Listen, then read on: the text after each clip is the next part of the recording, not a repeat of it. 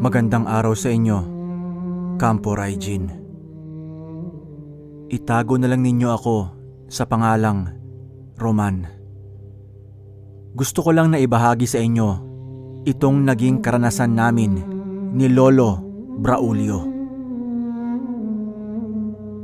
Lumaki ako nakasama sina Lolo Braulio at Lola Rosalia. Iniwan kasi ako ng aking mga magulang sa kanila dahil nagkaroon ng mga ito ng bagong mga pamilya. Hindi nagkulang ang aking abuelo at abuela sa pagmamahal at pag-aalaga sa akin. Maging sa mga payo at paghubog sa akin na magkaroon ng magandang asal ay hindi rin sila nagkulang. Nasa edad na 17 taong gulang ako noong sinabi sa akin ni Lolo ang tungkol sa espada niya at sa mutyang kanyang tangan. Ayon pa sa sabi sa akin, hindi lamang daw simpleng espada ang ipinamana sa kanya ng kanyang ama. May malakas na dasal daw kasi yon na siya pa mismo ang naglagay. Isa pa ay ang mutya ang siyang mismong nagbibigay babala sa kanyang ama kung may mga panganib na kinakaharap. Kalaunan, maging si Lolo Braulio ay nagamit rin ng nasa kanya na ang mga yon. Napatanong pa ako kay Lolo kung paano naging posible para sa kanyang ama na malaman na may panganib at hindi naman nagdalawang isip si Lolo Braulio na sabihin sa akin. Kapag nangati raw ang katawan ng aking ama noon, ibig sabihin may panganib siyang kakaharapin. Ganon daw ang pamamaraan ng mutya ng gabi para balaan siya. Tanging pagtangulang noon ang naitugon ko sa aking abuelo. Hindi ko rin napigilan ang aking sarili noon na itanong sa kanya kung may naging karanasan din siya kung saan binalaan din siya ng mutya at kung natulungan na rin ba siya ng kanyang espada. Isang beses, noong pauwi kami ng lola mo sa bahay galing sa ating bukirin, nasa 7 buwang gulang pa lang noon ang iyong ama. Panimula ni Lolo Braulio. Yun nga, at ikinuwento sa akin ni Lolo Braulio ang naging karanasan nilang yon. Matapos niyang ikinuwento sa akin yon, nakaramdam ako ng paghanga sa aking abuelo. Hindi ako makapaniwala na ganun pala ang ginawa niya sa aswang na muntikan ng mambiktima sa kanilang mag-ina. Mabuti na lang pala, Lo. Hindi kayo binalikan ng aswang na pinatay nyo ng gabing yun. Wika ko kay Lolo. Napatango noon si Lolo sa akin at sinabing marahil ay hindi na nalaman ng mga ito kung sino ang pumatay sa kanilang kasamahan dahil sinunog kaagad niya ang katawan ng aswang na nakalaban niya. Darating ang araw, iho, na ikaw na rin mismo ang mga ngalaga ng espada at mutyang ito. Kapag nangyari yon, piliin mong maging mabuting tao. Sabi pa ni Lolo sa akin. Tsaka niya ako sinabihang iligpit na ang aming mga gamit dahil uuwi na kami sa aming bahay. Sinunod ko na lamang ang sinabing yon ni Lolo.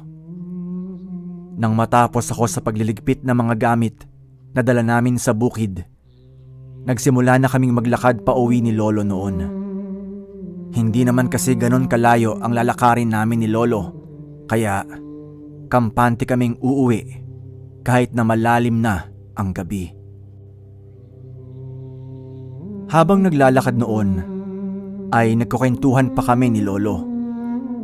Subalit, noong nasa kalagitnaan na kami ng daan, biglang napahinto sa kanyang paglalakad si Lolo Braulio. Animoy, nagmamatsyag ito sa aming paligid. Walang ano-ano, sinabihan niya akong sumunod sa kanya at magtatago na muna kami. Hindi ko maintindihan kung ano ang ibig sabihin ni Lolo, ngunit sumunod na lamang ako sa sinabi niya. Noong nakapagtago na kami sa likod ng isang puno, tinanong ko si Lolo kung ano ang nangyayari at bakit kami nagtatago. May panganib sa daan. Hindi ko alam kung anong panganib pero nangangati ang aking katawan. Kaya dito na muna tayo hanggang hindi nawawala ang nararamdaman kong kati sa katawan. Sabi ni Lolo sa akin. Minasdan namin noon ang mga susunod na mangyayari. Makalipas ang ilang sandali, sa hindi kalayuan ay may natanaw kami ni Lolo na papalapit sa aming kinaroroonan.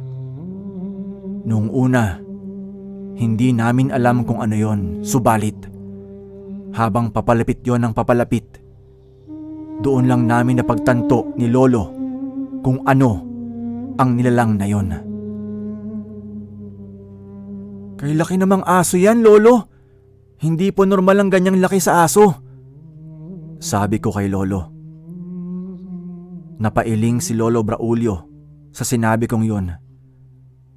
Ayon sa kanya, hindi simpleng aso ang nakikita namin, kundi isa yung aswang. Ayaw ko sanang maniwala noon kay Lolo, ngunit napansin ko rin ang mapupulang mga mata ng aso at maging ang matutulis nitong pangil noong umangil ito. Nakaramdam ako ng takot dahil doon, lalo na, at napapasinghot yun sa ere na parang naaamoy kami nito ni Lolo. Sinenyasan naman ako ni Lolo na huwag maingay para makita namin kung ano ang mga susunod na gagawin ng aswang. Sinunod ko si Lolo at sinubukan na hindi makagawa ng ingay. Natigil na rin noon sa pagsinghot ang aswang. Kaya kahit papano ay nawala ang aking pangamba na baka malaman nitong nandoon kami ng aking abuelo. Habang nakasilip sa aswang, pansin namin ang pag-iiba nito ng anyo. Unti-unti kasing nagiging maliit ang mga paa niya na animoy nagiging paa ng tao. Makalipas ang ilang sandali noon, tumambad sa amin ni Lolo ang isang lalaki na hubot-hubad. Pinagmasdan namin ni Lolo ang mukha ng taong yun at napagtanto naming hindi namin siya kabaryo. Hinayaan na lang namin ang lalaki habang napapalinga ito sa kanyang paligid na tila inaalam kung may nakakita sa kanya. Dahil inakala nitong walang nakakita sa kanya, nagsimula siyang maglakad palayo na tila walang nangyari.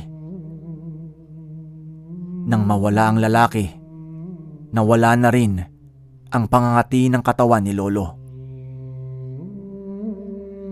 Kung wala siguro kayong mutya ng gabi, malamang napasabak na tayo sa aswang na yun, Lo. Sabi ko pa kay Lolo na sinang-ayunan naman niya. Dahil wala na ang aswang, nagpatuloy na kami sa aming paglalakad pa uwi hanggang sa makarating na nga kami sa aming bahay. Kinaumagahan naman noon, maaga kaming nagising ni Lolo Braulio dahil tutungo kami sa bukirin upang asikasuhin ang aming mga alagang hayop doon.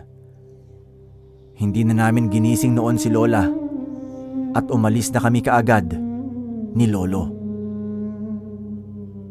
Habang naglalakad noon patungo sa bukirin, biglang bumulong sa akin si Lolo na ihanda ko raw ang aking sarili dahil may makakasalubong kami. Hindi nga nagkamali noon si Lolo dahil may nakasalubong kaming isang lalaki. Malayo pa lang, pamilyar na sa akin ang lalaking yon. Ganon na lang ang pagtitig ko kay Lolo nang mapagtanto ko kung sino ang lalaking yon. Tanging pagtangulang ang naitugon ni Lolo na animoy nababasa nito ang aking isipan. Hindi na lamang namin pinansin ang lalaki at nagtuloy-tuloy lang sa aming paglalakad. Noong makalampas kami sa lalaki, nakahinga na ako ng maluwag. Pagdating namin sa bukirin, Naging abala kaagad kami ni Lolo sa aming ginagawa. Hindi na nga namin namalayan ang oras noon hanggang sa gumabi na. Nagliligpit na kami ng aming mga gamit noong pagsabihan ako ni Lolo na magtago muna. Sumunod na lang ako sa kanya dahil alam kong may hindi magandang kutob si Lolo sa paligid namin ng mga sandaling yon. Maging siya ay nagtago rin kasama ko. Nasa ganoong sitwasyon kami nang makarinig kami ng mga pagyabag na papalapit sa kinaroroonan namin. Natsyempo kasi noon na malapit kami sa kulungan ng aming baka nakatago. Palapit ng palapit noon ang mga pagyabag, kaya sinenyasan ako ni Lolo na wag mag-ingay. Ilang sandali pa ang nakalipas. Biglang tumigil ang mga pagyabag sa tapat ng kulungan ng alaga naming baka. Alam ni Lolo na may panganib na mga sandaling yon, ngunit mas pinili niya ang lumabas sa aming pinagtataguan. Dito ka lamang at magtago ka, sabi pa niya, tsaka siya umalis sa tabi ko. Hindi ko naman hinayaan noon si Lolo at sumunod ako sa kanya. Naabutan ko na lamang noon si Lolo na may kaharap na isang mabalahibong nilalang na may mapupulang mga mata. Alam ko na aswang yon, kaya natakot ako para sa aking abuelo. Mas lalo akong nakaramdam noon ng takot nang makita kong nakatingin sa akin ang nilalang at nakangisi. Napalingon sa akin si Lolo na parang alam nito ang pinaplano ng aswang. Huwag mong subukang biktimahin ang mga alaga kong hayop, lalo na itong aking apo. Papatayin kita kapag ganon! Sigaw ni Lolo sa aswang. Subalit, kahit na binantaan na siya ni Lolo Braulio, hindi naman nagpapigil ang nilalang. Inihanda na lamang ni Lolo ang kanyang sarili, lalo na ang kanyang espada na noon ay hawak-hawak niya. Mabilis ang naging pagkilos ng aswang. Hindi man ganon kabilis ang kilos ng aking abuelo, nagawa naman niyang ilaga ng ataking yon ng aswang. Sinigawan ako ni Lolo na lumayo at magtago sa ligtas na taguan, kaya sinunod ko na lamang siya. Mula sa aking pinagtataguan, tinanaw ko si Lolo Braulio habang nakikipaglaban sa aswang. Manghang-mangha pa ako noon dahil tila sanay na sanay si Lolo sa paggamit ng espada na hawak nito. Hindi magawang makalapit sa kanya ng aswang dahil nagagawa nitong ilagan ang mga pag-atake ng nilalang at nagagawa rin niyang atakihin gamit ang kanyang espada. Marahil ay nakaramdam ng inis ang aswang noon kay Lolo at alam niyang mahihirapan siyang kalabanin si Lolo sa ganong anyo. Kaya nagpalit siya ng kanyang anyo. Kitang-kita ko kung paano nagbago ng anyo ang nilalang na yon sa pagiging dambuhalang aso. Inangilan pa nito si Lolo at kitang-kita ang galit sa mapupula nitong mga mata. Nang atakihin nito si Lolo, sinubukan siyang tamaan ni Lolo ng espada, ngunit sa hindi inaasahan, bigla niyang kinagat ang espada ni Lolo Braulio. Napangisi pa ito dahil akala niya nagtagumpay siya. Subalit, biglang napaungol noon ng aswang nang biglang hugutin ni Lolo ang kanyang espada at walang pagdadalawang isip na itarak yon sa leeg ng aswang. Nang mga sandaling yon, hindi na pinalagpas ni Lolo Braulio na mas itarak pa ang espada sa leeg ng nilalang hanggang sa tumagos ito sa kanyang likuran. Namulagat pa noon ang mga mata ng malaking aso dahil sa ginawang yon ni Lolo na hindi niya siguro inaasahan. Walang ano-ano, nang hina na lamang ang nilalang at biglang bumagsak sa lupa. Hinugot naman ni Lolo ang kanyang espada mula sa leeg ng aswang. Tinulungan ko pa nga siyang gawin yon dahil nahirapan siya sa paghugot nun.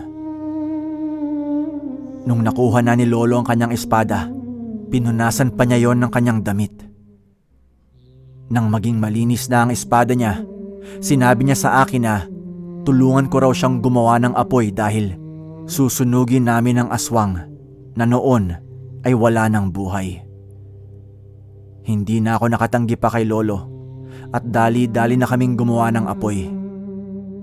Tiningnan pa namin ang aming paligid kung may nakakita sa aming ibang tao, ngunit wala naman. Sinigurado namin ni Lolo na walang ibang aswang sa aming paligid ng mga oras na yon dahil wala naman siyang nararamdamang kakaiba.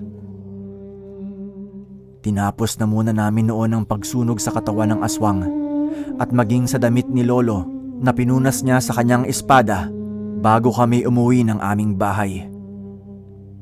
Sinabihan ako ni Lolo na wag na naming ipagsabi kung ano mang nangyari ng gabing yon. Wala na akong nagawa pa kundi sumang-ayon sa aking abuelo. Ayoko rin namang mapahamak siya kapag may nakaalam ng nangyari ng gabing yon, kaya pinilit ko na lang nakalimutan yon. Sa paglipas ng mga araw, wala na rin naman kaming naranasan ni Lolo. Ayon pa nga sa kanya, marahil ay walang ibang pamilya ang aswang na yon at nag-iisa lang ito. Naging malaking sikreto namin ni Lolo ang pangyayari ng gabing yon. Hanggang sa mga panahong pumanaw si Lolo Braulio at sumunod naman kaagad sa kanya si Lola, wala akong pinagsabihan ng pangyayaring yon. Tulad ng pagbaon ko ng espada at mutya ng gabi na pinamana sa akin ni Lolo, pinilit ko rin sanang ibaon sa hukay ang karanasang yon. Hanggang sa naisipan ko ngang ibahagi na lamang ito sa inyo. Napaisip din kasi ako na kahit anong pilit kong ibaon ang karanasang yon, hindi ko pa rin magawang kalimutan dahil naging malaking parte yon ng aking nakaraan, lalo na at kasama ko pa noon ang aking lolo at lola. Sa ngayon, masaya at matiwasay akong namumuhay kasama ang pamilya ko na hindi inililihim sa kanila ang pangyayaring yon. Hanggang dito na lamang po ang aking kwento. Maraming salamat po sa inyong pakikinig.